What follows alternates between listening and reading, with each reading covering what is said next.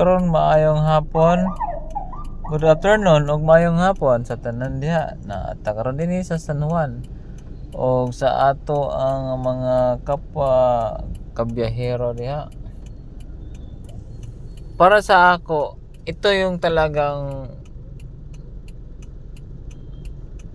parang sabihin nating nakakatakot sa mga driver natin dyan. Pag nakikita natin ang kanyang signboard, yan ay no parking. Kasi ang no parking, kung attended 1,000, kung unattended 1,500.